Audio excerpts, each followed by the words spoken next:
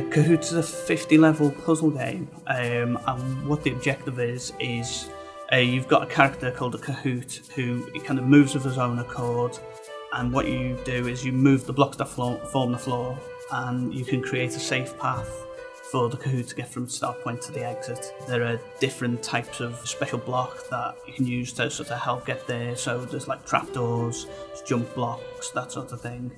There's also obstacles, so you've got spike blocks, which when the Kahoot walks onto it, they'll die, or there's the card bug, who's the enemy of the Kahoot.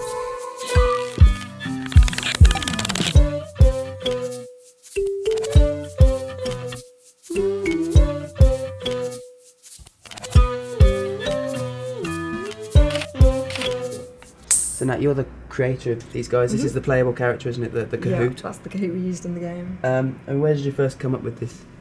Well, Ricky's original prototype for the game had some characters in it, and I took those and went away and drew some sketches on paper, and we came out with this kind of character, who I then went away and made out of plasticine. I think it gives the game a lot of charm, really, and we've put a lot of ourselves into it by making everything out of things we found or things we made. Also meant the art budget was really cheap because we didn't hire an artist, we made everything ourselves. So we had a budget of about £30 and just went to charity shops. And what about the other characters? I think we've got Peg. We've got the Peg Beast. Peg Beast, of course, and we've got this robot, cardboard robot. Yeah, I mean, it's in a bit of sorry state at the moment, really. Is there any sort of backstory behind any of these, or are they just... The cardboard game was in the original prototype. We had a sort of cat and mouse thing going on in the original, so I kept to that. I really wanted to make one of those kind of cardboard tinfoil robots that you see in silly cartoons and silly animations around, so went with that. Never ever gonna do it again, because animating something covered in tinfoil was an absolute pain in the bum. Okay, so we've got all these like lovely little objects here. I mean, I think like buttons like these are like the platforms that people walk on. Made the platforms out of buttons and sweets. And I mean, how do you go about, taking this object and then making that an in-game thing on your PSP? I took a load of the objects and stuck them in the scanner, and then once they were scanned in, Ricky put them into Photoshop and treated them, so he changed the colours, the sizes, and put a nice outline around them, and they became the ones we actually used in the game.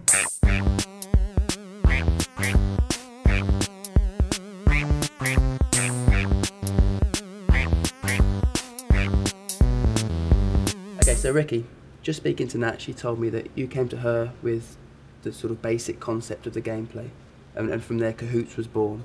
What was your original inspiration? Where did you get that idea? I had the idea that you'd have a world made of blocks, and you could swap the blocks around like in Zookeeper or Bejeweled, and then little guys like lemmings who'd walk around autonomously, and the idea would be to manipulate their world and try and get them to go places. So I spent like a weekend with some old pixel art I had and just knocked together this prototype in Flash. And actually it was one of those sort of rare occasions where it just sort of worked like fairly quickly without too much trouble. So another thing we touched on is how everything in the game is handmade, it's all made by you guys. Have you ever worked on a project like that before? No, it was, I mean, and Nat's obviously got a background in claymation and making stuff with her hands, and we always had the idea that at some point we would do that.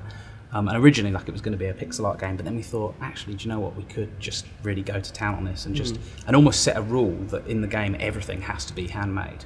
Has that sort of approach to making everything yourself, has that changed your attitude towards games in general? Yeah, it's kind of, it's quite nice that if you want to add something to the game, you don't really have to go and discuss it or like think about the process of making it or how long it's going to take to build the assets. You can just kind of make it and then take a photo of it and put it in the game. It's quite disarming in a way. It gives you like a bit of a sort of freedom playground. And another aspect of the game that is all sort of made in-house is the music. So why did you decide to make it yourself, and what sort of tone did you think would fit well with Kahoots? We had the Peg Beast character, and we had the idea that he would be like a kind of between scenes kind of character that would pop up and tell you stuff. And so he was a natural choice for like, well, he could teach the player how to play the game. But then we thought, well, actually, we could have him sing songs and have a song for every feature of the game. So then I got Nat to sort of come up with a number of features that we'd have songs for, and a rough outline of what we needed to tell the player. And she'd already drawn the little drawings that explain these things.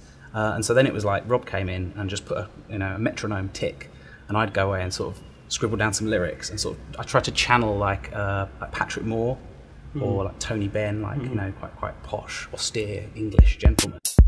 Kahoots, Kahoots, they're marching in their boots. They walk along the routes you make.